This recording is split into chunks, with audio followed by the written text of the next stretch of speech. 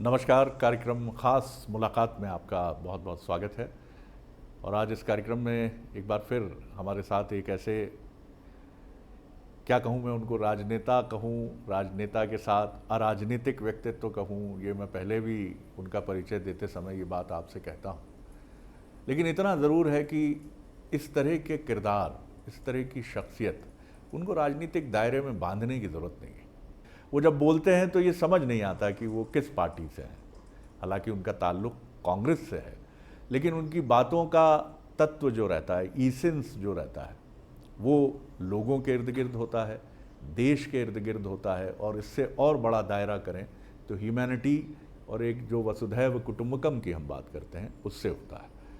निश्चित तौर पर मध्य प्रदेश अभी उनके भीतर काफ़ी संभावनाएं हैं और उम्मीद की जानी चाहिए, क्योंकि कई बार उनका नाम बहुत महत्वपूर्ण पदों के लिए भी उछलता है। हो सकता है हम आने वाले वक्त में देखें, क्योंकि राजनीति और cricket game of glorious uncertainties हैं, और इसके नाते हम उम्मीद कर सकते हैं। तो मुलाकात करिए, मेरे साथ हैं कांग्रेस के सीनियर लीडर और राज्यसभा सदस्य विवेक तनखा जी, जो नामचीन एडवोकेट हैं। थैंक यू शरद भाई, सर, थैंक यू। अभी जो बुद्धिजीवी हैं विवेक जी कांग्रेस के, मैं ये नहीं कहूँगा उनका मोहभंग हो रहा है कांग्रेस से, लेकिन उनकी बातों के सिरे बड़े अजीब हैं। कपिल सिब्बल साहब आपके बहुत अभिन्न मित्र हैं, उनको हमने बड़े अलग तरीके से निकलते हुए देखा कांग्रेस से। इन दिनों शशि थरूर साहब हैं, मोदी साहब की नीतियां उनको बड़ी पसंद आ रही हैं, बड़ी तारीफ कर रहे हैं, कसीदे काट रहे हैं। वो क्या क्या लगता है आपको, ये इंटेलेक्चुअल्स क्यों इस तरह से बिहेव कर रहे हैं? क्या वजह है? क्या राहुल जी से कुछ उनकी नाराज़गी है या कुछ मत भिन्नता है? मैं इसको दूसरी तरह से देखता हूँ। जी कांग्रेस पार्टी एक नेशनल पार्टी है जी और शायद द ओनली पार्टी है जिसमें सोचने की और बोलने की स्वतंत्रता है। कोई दूसरी नेशनल पार्टी में इस लेवल की स्वतंत्रता नहीं है।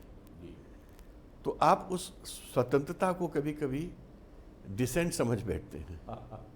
जी एंड कांग्रेस पार्टी ने कभी किसी के साथ जोर जबरदस्ती नहीं की है। कपिल जी का कोई कई कारण थे जाने के, उसमें से एक कारण राज्यसभा भी थी।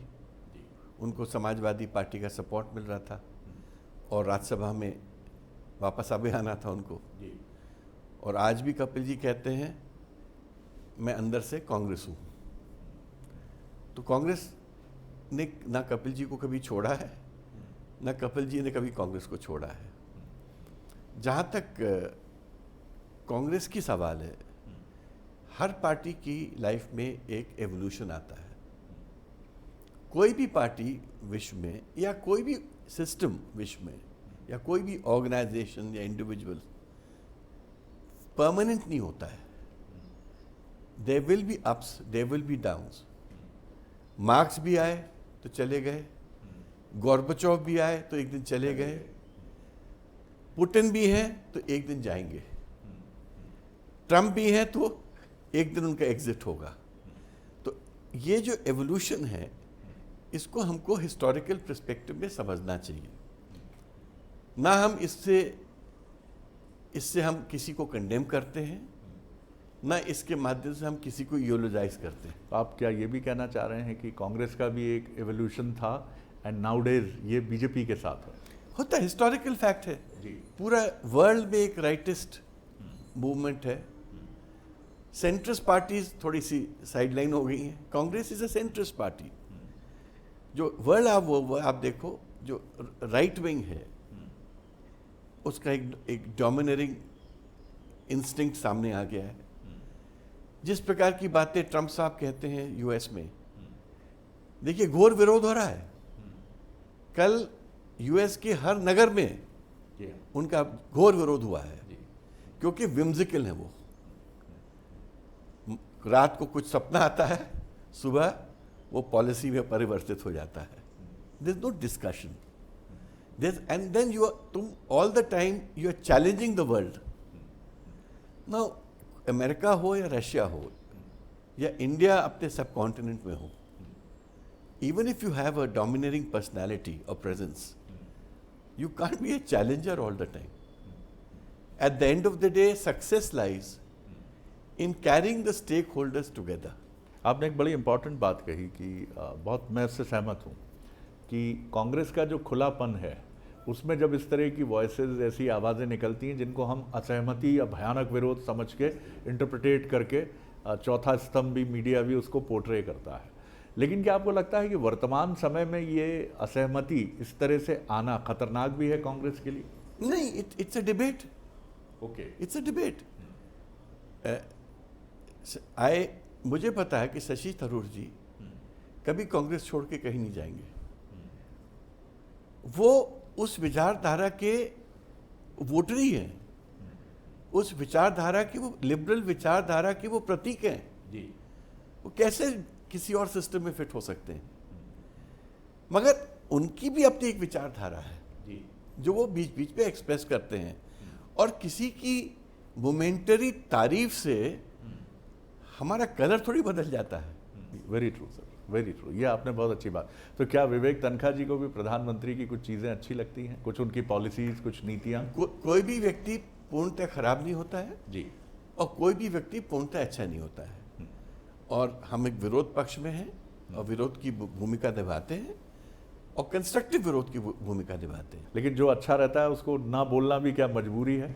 नहीं, मजबूरी तो नहीं है जी, बट कई दफे आप अच्छे को अच्छा बोल दो तो आज की मीडिया उसको मिस इंटरप्रेट कर देती है. तो इंसान बोलने में हिचकता है. ये आपने बहुत रिमार्केबल बात कही सर. आई डू अग्री कि पहले ये चीज़ें बहुत, आज से 30 साल पहले, और मैं जिस इरा में नहीं भी था जर्नलिस्ट, उसके पहले मैं इनको बहुत कॉमनली देखता था कि अपोजिशन और सत्ता पक्ष एक दूसरे के बड़े प्रशंसक होते थे. अब जब राष्ट्रीय स्वयंसेवक संघ इंदिरा गांधी जी को दुर्गा कहता है, गोलवलकर जी के ये शब्द थे, ये बाबूलाल गौर जी ने एक इंटरव्यू में बंसल न्यूज़ से कहा था जी, और उसकी कोई उस तरह का रेजोनेंस नहीं हुआ. लेकिन ये चीज़ आपने काफ़ी अच्छी बात आपने कही. एक चीज़ मैं राहुल जी के एक बयान पर और आपसे समझना चाहूँगा. वो कहते हैं कि हमारी पार्टी में शेर हैं लेकिन जंजीरों में जकड़े हुए हैं. What does it mean sir? क्या मतलब है इसका? देखिए, मैं फ्रैंकली स्पीकिंग पूर्णतः उनकी बातों को इंटरप्रेट ना कर पाऊंगा क्योंकि ये उनका एक भावना है जी, उनकी एक फीलिंग है. बट हो सकता है कि वो सोचते हैं कि उनके जो कार्यकर्ता हैं, जो उनके वर्कर्स हैं, उनके पास ज़्यादा कैपेसिटी है टू चैलेंज द सिचुएशन. आज की जो चुनौतियों को चैलेंज करने के लिए उनमें और ज़्यादा क्षमता है, मगर उन क्षमताओं का उपयोग नहीं हो पा रहा है. उसको वो जंजीर समझ रहे होंगे. क्या राहुल जी अंदर से काफ़ी, आप उनसे मिलते जुलते रहे, हम तो काफ़ी दूर से देखते हैं, लेकिन जितना एक पत्रकार के नाते कुछ प्रेस कॉन्फ्रेंस और एक दो बार उनसे सवाल पूछने का मौका मिला, मुझे ऐसा लगा कि बहुत नाराज़गी है वर्तमान व्यवस्था को लेकर, सिस्टम को लेकर उनके. मतलब वो मुझे एंग्री पॉलिटिशियन नज़र आते हैं. एंग्री यंग मैन जी. अब ये देखिए, ये भी एक वक्त की बात होती है जी. अमिताभ बच्चन ने जब नाम कमाया था जी, फिल्म लैंड में जी, तो एंग्री यंग मैन का पोर्ट्रेट था जी. आज वो बहुत सारी अच्छी गतिविधियां कर रहे हैं जी जी, जिसमें वो इंडिया को अट्रैक्ट करते हैं अपने, उनका टीवी शो. वो इमेज अब नहीं है उनके साथ. वो नहीं है. हाँ. तो आज राहुल जी का भी एक समय होगा जिसमें उनको लगता है कि जो जैसा वो सोचते हैं, जैसा जिस दिशा में देश को जाना चाहिए, he is a man with liberal values. मैं उनको जानता हूँ, समझता हूँ, वो अंदर से लिबरल हैं और अंदर से स्पिरिचुअल हैं. लिबरलिटी विथ स्पिरिचुअलिटी.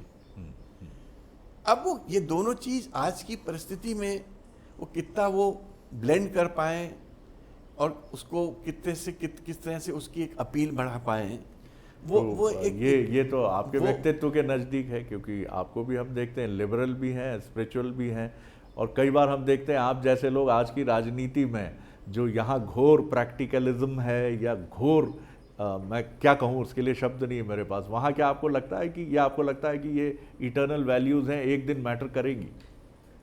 देखिए, मैं राहुल जी को पसंद भी इसीलिए करता हूँ क्योंकि मैं जो मेरे में लिबरल वैल्यूज़ हैं, स्पिरिचुअल वैल्यूज़ हैं, मैं उनको उसका एक प्रतीक समझता हूँ आज। वो उसकी एक चित्र है जी। मैं I can't claim that I am his part of his inner council, और हर वक्त ये हो भी नहीं सकता है, ये हो भी नहीं सकता है, और दूसरा मेरे पास वक्त भी नहीं है जी। कि मैं फुल टाइम पॉलिटिक्स में, आपकी व्यस्तता और दूसरा मेरी मैं अपार्ट फ्रॉम प्रोफेशन मैं दुनिया भर के कॉजेस में इन्वॉल्व हूँ, और मेरे लिए कॉजेस के लिए जीना ज़्यादा इम्पोर्टेंट है than lining up to meet party leaders. मुझे लगता है कि जितना आप ह्यूमैनिटी को सर्व कर सकते हो, जितनी ताकत से कर सकते हो, करो, क्योंकि वही मेरे लिए पब्लिक लाइफ का सार है। मेरे लाइफ के लिए पब्लिक लाइफ का सार कोई पोजीशन नहीं है। Position is only a way to serve, a place to serve, एक माध्यम होता है। इसलिए मैं कभी I am not there as part of competitive politics. मैंने कभी कॉम्पिटिटिव पॉलिटिक्स का भाग नहीं रहा हूं।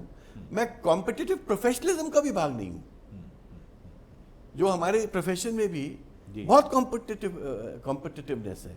मैं बिल्कुल इसका भाग नहीं हूं। आप किसी क्लाइंट से पूछ लीजिए, मैंने अगर कभी किसी क्लाइंट को फोन करके बोला हो या पूछा हो कि तुम मेरे पास क्यों नहीं आए, आप पूछ लीजिए किसी से इस दुनिया में कि मैंने किसी एक वकील को या किसी क्लाइंट को फोन करके बोला हो, या बोला हो, मिल के बोला हो कि तुम मेरे पास क्यों नहीं आए थे लास्ट टाइम, जबकि ये शब्द आप 80% लोगों से अक्सर सुनेंगे। मैं नहीं बोलता हूँ, मेरा ये विचार है, हर व्यक्ति को अधिकार है जिसको वो ठीक समझता है उसके पास जाने का। बिल्कुल ठीक।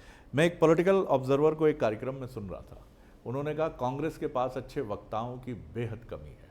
आप दुनिया की सर्जिकल स्ट्राइक में से एक पाकिस्तान, पूर्वी बांग्लादेश को, पूर्वी पाकिस्तान को बांग्लादेश बनाते हैं, बोलते नहीं हैं। आपके दो प्राइम मिनिस्टर्स देश की शहादत की बलिवेदी पर शहीद होते हैं, आप उसको इश्यूज नहीं बना पाते हैं। आपके पास लच्छेदार भाषा नहीं है। आपके नेता बोलते समय बहुत गड़बड़ी करते हैं, शायद वो अंग्रेजी में सोचते हैं पहले, वो फिर हिंदी में ट्रांसलेट करते हैं, इसलिए प्रॉब्लम होता है। आप कैसे देखते हैं इसे? अगेन देखिए, ये सब टाइम की बात है जी। आज बीजेपी ने पूरे देश में एक हिंदू मुस्लिम नैरेटिव बिल्डअप किया है। अब ये नैरेटिव कितने दिन लास्ट करेगा, कितने महीने लास्ट करेगा, कितने साल लास्ट करेगा, ये तो समय बताएगा। जब कोई नैरेटिव बिल्डअप हो जाता है, उस वक्त आप कुछ और बात कहने की भी कोशिश करो तो लोग सुनते नहीं हैं या रिसीव नहीं करते। तो कांग्रेस के साथ कुछ हद तक आज एक प्रॉब्लम है कि हमारा जो काउंटर नैरेटिव है उसकी रिसेप्टिविटी आज स्लो है, क्योंकि बीजेपी ने एक प्रोनाउंस्ड वे में पोलराइजेशन का नैरेटिव को जो तोड़ दिया है, और वो आज की परिस्थितियों में उनको फेवर कर रहा है। तो मैं अगेन एज आई से, ये सब समय की बात है। एक दिन हो सकता है लोगों को ये जो आज बीजेपी का जो नैरेटिव है उससे लोगों को लोग डिस्टेंस करने लगे, लेकिन उनको पसंद ना आए। इसी में एक व्यू ये सामने आता है विवेक जी कि आप उनके ट्रैप में उलझ जाते हैं और आप बहुसंख्यकवाद की राजनीति से छिटक जाते हैं। कहीं कोशिश आप बहुत करते हैं, लेकिन ऐसा मैसेज चला जाता है कि आप माइनॉरिटी के साथ खड़े हैं।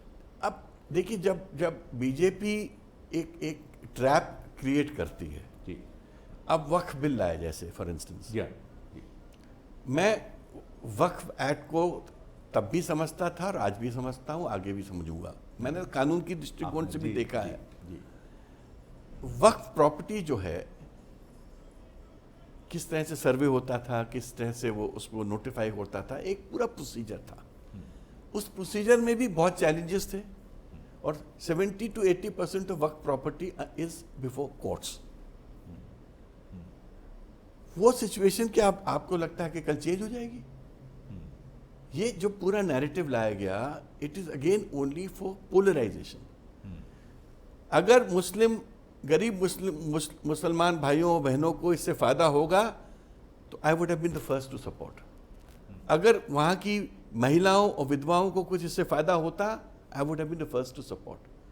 अगर मुस्लिम बच्चों की तामील और एजुकेशन में इससे बदलाव आता, I would have been first to support. उसका वक्त से कोई कनेक्शन ही नहीं है। सच्चर कमेटी की रिपोर्ट की रिकमेंडेशन को आप कैसे, जो क्लेम करती है कि 12,000 करोड़ रुपए मिलते जितनी संपत्तियां हैं, आज 166 करोड़ मिलते हैं सिर्फ। देखिए, इन कमिटीज को आपको इन अ डिफरेंट वे देखना पड़ता है। Each property has a story. जी, जैसे हम जबलपुर के हैं, हमको पता है जबलपुर में 15 जगह वक्फ की प्रॉपर्टी है।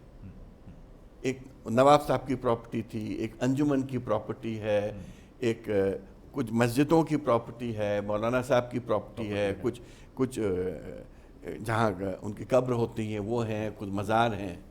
तो फ्रैंकली स्पीकिंग इसको एक कमेटी की रिपोर्ट के माध्यम से सुनना समझना is very difficult. Each property में कुछ किसी में डिस्प्यूट्स होते हैं, किसी में नए डिस्प्यूट्स होते हैं। Regulation is not a bad thing. तो आप ये क्लेम कर रहे हैं सर, जो बहुत सिग्निफिकेंट आप ये क्लेम कर रहे हैं कि इससे लोगों को सजा हो सकती है, लेकिन माइनॉरिटी को, अकलियतों को फायदा नहीं होगा, जैसा दावा that's what I am trying to say, कि आपने माइनॉरिटी को पुश करके उनको एक मैसेज देने की कोशिश की कि हम आपके ऊपर खड़े, हम अंकुश लगाएंगे, हम कलेक्टर को यूज करेंगे अब as our authority to decide your title. Now collector क्या is he even legally equipped to do it? Does he have the time to do? उसका समय है क्या? नॉर्मल काम तो कलेक्टर कर नहीं पाता है, और आप कहते हो कि कलेक्टर हर प्रॉपर्टी का डिस्प्यूट डिसाइड करेगा। एक बात बहुत अच्छी पार्लियामेंट की डिबेट में आई, यू आर राइट, जब एक ट्रस्ट बनता है, चैरिटी कमिश्नर होता है, तो उसमें कोई जाति नहीं होती है। ठीक बात। Charity commissioner is an authority, a governmental authority. जो वक्फ बोर्ड होता है वो गवर्नमेंटल अथॉरिटी नहीं होता है, वो मुस्लिम्स की वक्फ की स्टैट्यूटरी बॉडी होती है। तो चैरिटी कमिश्नर को या रजिस्ट्रार ऑफ ट्रस्ट को आप किसी जाति का रखो, किसी को आपत्ति नहीं होगी। और वो जो मैं अमित शाह जी का जो एग्जाम्पल था उससे मैं डिसएग्री करता हूं। पॉइंट कमिश्नर की बात नहीं हो रही है, पॉइंट बोर्ड की बात हो रही है। क्या आप वैष्णो देवी का जो ट्रस्ट है या उसका बोर्ड है उसमें किसी और के जाति का रख सकते हो? रखना चाहिए। क्या तिरुपति में किसी और के जाति का रख सकते हो? रखना चाहिए। और हमारे सैकड़ों सेक्रेट ट्रस्ट हैं। हमारी शारदा माई का मंदिर है मध्य प्रदेश में, उसका भी एक बोर्ड है, ट्रस्ट है। क्या आप रखोगे या स्वीकार किया जाएगा? तो उनका आर्ग्यूमेंट वॉज फेलिशियस। वो charity commissioner is a government authority, board is a religious body. तो आपने खाली एक विवाद क्रिएट किया है, और आपको भी पता है ये विवाद अब सुप्रीम कोर्ट में जाएगा, वहां पर लंबी लंबी बहस होंगी और ये सालों चलेगा। It serves the purpose of the government. इसमें कहाँ गरीब मुस्लिम, कहाँ विधवा, कहाँ वो हेल्पलेस वुमन, ये कहाँ वो बच्चों की एजुकेशन, कहाँ आप क्या बात कर रहे हैं? मेरी आज के पॉलिटिक्स और पॉलिटिशियन से जो मेरा डिफरेंस ओपिनियन है ये है, देश से प्रेम करो भाई, इन बातों से मत प्रेम करो। ये बात कह के क्या आप बिना कहे बिटवीन द लाइन्स हम ये भी समझें कि आप सारी पार्टी जिसमें कांग्रेस भी शामिल है उसकी तरफ भी इशारा करते हैं कि डिसिसिव पॉलिटिक्स जिसने भी की उसको कीमत चुकानी पड़ेगी?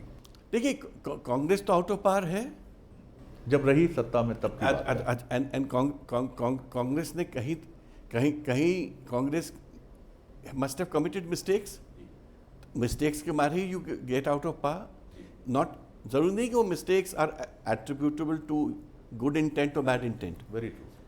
तो आपसे मिस्टेक्स हुई हैं, उसी के मारे मैं तो कांग्रेस पॉलिटिक्स में 14 के बाद आया हूँ। 14 के पहले तो मैं कांग्रेस का मेंबर भी नहीं था जी, और वो भी रिक्वेस्ट पे आया हूँ, आपको पता है। जी हाँ। मेरी तो पूरा परिवार नाराज था मेरे से। जब 14 के इलेक्शन में मैंने सब लोगों की बात मान ली, क्योंकि कांग्रेस की एडिफिस उस वक्त कोलैप्स कर रहा था और सब ने मुझे रिक्वेस्ट की, तो मैंने उसको एक्सेप्ट किया। तो मेरा पूरी परिवार मेरे से नाराज था। मेरी वाइफ तक मेरे लिए कैंपेन करने के लिए 10 दिन बाद आई, जब उनको बुरा लगा कि मैं अकेला फंस गया हूँ। तो कहने का मतलब ये है कि मुझे राष्ट्र से प्रेम है। I am a proud Hindu by the way, मुझे कोई दिक्कत नहीं है। आपने कई बार ये बात मगर इसका मतलब नहीं है कि मैं मुस्लिम्स, क्रिश्चियंस, बौद्ध, जैन के साथ अन्याय करूंगा। प्राउड हिंदू जब तक उनके साथ न्याय नहीं करेगा, he can't be a proud Hindu. बड़ी बात कह रहे हैं आप। क्या आपको लगता है इस समय अपोजिशन जो वाजपेयी जी के समय हरकिशन सिंह सुरजीत थे, मुलायम सिंह यादव थे, उधर साउथ में जयललिता थी, ममता बनर्जी भी इमर्ज कर रही थी, सोमनाथ चैटर्जी और इस तरह के स्टालवर्ड्स थे, क्या आप महसूस करते हैं कि आज अपोजिशन में ये सारी वॉइसेस, कांग्रेस बहुत कोशिश करती है लेकिन ये सारे जो उस समय के ओल्ड टाइगर्स थे वो सारे मिसिंग है अभी? अगेन हर चीज हर वक्त अलग होता है जी। मैं जब 16 में पहुंचा था पार्लियामेंट में, जो फ्रंट लाइन होती थी उसमें जो लोग बैठे थे, सीताराम येचुरी, शरद पवार जी, शरद यादव जी, मायावती जी, वो फ्रंट लाइन थी। और ऐसे और बहुत सारे बड़े बड़े लीडर्स थे, गुलाम नबी आज़ाद साहब, आनंद शर्मा जी, और बीजेपी में भी अरुण जेटली जी, और सैकड़ों दूसरे लीडर्स बैठा करते थे। आज उससे आप आज कंपेयर करोगे तो आपको ज़रूर फीलिंग होगी कि parliament is poorer bye there absence. मतलब जो पार्लियामेंट में जो एक स्टॉलवर्ड्स का प्रेजेंस उस वक्त मुझे दिखता था, of course it's missing today. And ये भी एक एटमॉस्फेयर का दोष है। You create an atmosphere in politics where statesman can not grow. लेकिन आपको ये भी लगता है क्या कि तेजस्वी या फिर समाजवादी पार्टी के मौजूदा राष्ट्रीय अध्यक्ष अखिलेश, ये सब भविष्य में वही दर्जा हासिल करेंगे जो इनके स्टालवर्ड्स, इनकी पार्टी के लीडर्स का रहा? हो सकता है, क्यों नहीं हो सकता है, क्योंकि अगर ये लोग त्याग तपस्या की पॉलिटिक्स को समझेंगे और उसको आगे बढ़ाएंगे। देखिए अल्टीमेटली स्टॉलवर्ड बनने के लिए आपको एक त्यागी तो होना पड़ेगा। बिजनेसमैन स्टॉलवर्ड नहीं हो पाएगा कभी। अगर जिसने एक पॉलिटिक्स को बिजनेस समझा है वो कभी वो ओहदा हासिल नहीं कर सकता जो इन लोगों ने किया था, बिकॉज ये कोई बिजनेसमैन नहीं थे। मध्य प्रदेश की तरफ मैं आऊँ तो कैसे देखते हैं आप? दो डायनामिक लीडर हैं, प्रदेश अध्यक्ष जीतू पटवारी और उमंग सिंगार, और ये बीजेपी और कांग्रेस दोनों को श्रेय जाएगा कि इस बार का सत्र अपना टाइम पूरा कर पाया और डिबेट्स की तरफ गया, और कई मुद्दों पर कांग्रेस का नज़रिया और रवैया भी पहले की तुलना में, ऐसा मानते हैं ऑब्जर्वर्स, कि it looks more aggressive and effective. एक यूथफुल चेंज आया मध्य प्रदेश में, और ये यूथफुल चेंज को सेटल होने में टाइम लगेगा।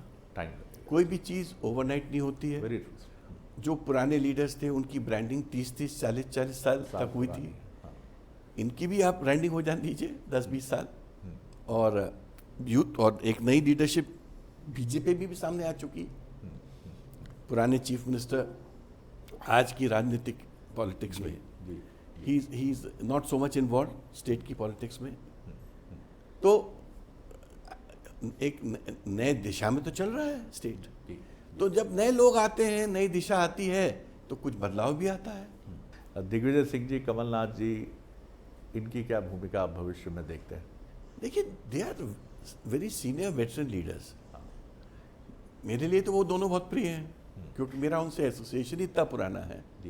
बट हर व्यक्ति की एक वक्त होता है, एक उम्र होती है। हमारी भी जी, हम भी जो 10 साल पहले थे हम आज नहीं है। जी, वो सभी के लिए, मेरे लिए साथ तो वो होता है। चीज़ है जी। जैसे ना, age and time spares nobody. Madhya Pradesh के रेफरेंस में समझिए, देश के रेफरेंस में समझिए, कांग्रेस को आज किस चीज़ की सबसे ज़्यादा ज़रूरत है? एक लॉयल, एक निष्ठावान कांग्रेसी होने के नाते ये सवाल आपसे कर रहा हूँ मैं, क्योंकि प्रलोभन आपके पास भी बहुत रहे हैं, मैं जानता हूँ, बहुत सारे, और अभी भी हैं स्टिल आपके पास। आप चाहें तो अभी भी बहुत सारी चीज़ें राजनीति में अगर हासिल करना चाहें, वैसे तो सब कुछ आपके पास आपके अपने परिश्रम से है। लेकिन कांग्रेस को क्या ज़रूरत है? सी चेंज नहीं होगा, लेकिन कम से कम 5 साल बाद, 10 साल बाद। देखिए, मैं एक चीज़ में विश्वास करता हूँ, जिस दिशा में मध्य प्रदेश को आगे बढ़ना चाहिए और जिस स्पीड से बढ़ना चाहिए, ना वो दिशा ना स्पीड मुझे दिखती है। Somewhere you need a visionary leader visionary leader का मतलब मात्र ये नहीं है कि आप अच्छी स्पीच दे देते हैं। विजनरी लीडर मीन्स कि आप में एक थॉट प्रोसेस है टू एंश्योर के होलसम डेवलपमेंट हो स्टेट का। You should also be able to understand कि हम कौन चीज़ों को आज प्राथमिकता से डेवलप कर सकते हैं, किसको कल कर सकते हैं। मेरे को जो मिसिंग लिंक यहाँ लगता है कि यहाँ एवरीथिंग इज पॉलिटिक्स, एंड जब तक नैरेटिव चेंज नहीं आएगा, अब वो नैरेटिव चेंज खाली कांग्रेस ला सकती है। BJP is an ideologically driven party. वो आज कल परसों नरसों जब तक बीजेपी एग्जिस्ट करेगी, उनके लिए हिंदू मुस्लिम डिवाइड और पोलराइजेशन ही नैरेटिव होगा, क्योंकि दैट गेट्स देम वोट, उससे उनको वोट्स मिलते हैं। कांग्रेस इज द पार्टी जो एक सेंट्रिस्ट मोड की है, जो सबको साथ ला सकती है, बट सबको साथ लाने में you also need to have the proper balance. आपको होप भी क्रिएट करना पड़ता है लोगों में, और उसके साथ आपको लोगों की इच्छाएं भी पूरी करनी पड़ती है।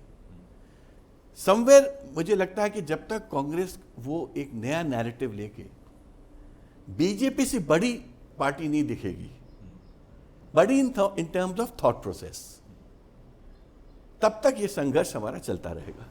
लेकिन सर, क्या आपको ये भी, मैं फिर वो सवाल दोहरा रहा हूँ, मैं इस पर एक बार फिर और क्लैरिटी से आपका उत्तर चाहूँगा कि मैं ये नहीं कहूँगा कि आप बहुसंख्यकवाद की राजनीति के विरोधी रहे। 40 साल जिस पार्टी ने शासन किया, मेजॉरिटी में स्टेट गवर्नमेंट्स में उसकी भागीदारी रही, लेकिन उस पार्टी को ये भी बताना पड़ेगा कि हम बहुसंख्यकों के खिलाफ नहीं हैं। हम भी वही चीज़ें करते रहे। इंदिरा गांधी जी के लिए एक सीनियर जर्नलिस्ट दिल्ली के लिखते थे कि वो रुद्राक्ष की माला पहनती थी, वो मठ मंदिरों में बहुत सघनता से जाती थी, मिलती जुलती थी, ज्योतिषियों से मिलती थी। ये छवि बाद में 90 के दशक बाद ये माना जाता है कि कांग्रेस की ये छवि समाप्त हुई, और यहीं से इमरजेंस राम जन्मभूमि से बीजेपी का होता। This is a very complex question जिसका मैं रेडीमेड आंसर नहीं दे पाऊंगा। मैं समझ सकता हूँ, मगर मैं ये बोल सकता हूँ, अगर एक पार्टी में अगर कैपेसिटी है to bring the nation together and to take the nation forward, वो ये सेंट्रिस्ट पार्टी कांग्रेस है। और ये मैं नहीं, बीजेपी के भी बहुत बड़े बड़े लीडर्स जब मेरे से व्यक्तिगत बात किया करते थे, ये बोला करते थे। बहुत शुक्रिया विवेक जी। बुजुर्गों से जब भी पूछा या वृद्धों से जब भी पूछा तो एक यही उत्तर पाया, अब न रहे वो पीने वाले, अब न रही वो मधुशाला। खास मुलाकात में इतना ही। अगली बार फिर एक खास शख्सियत के साथ मिलेंगे। नमस्कार।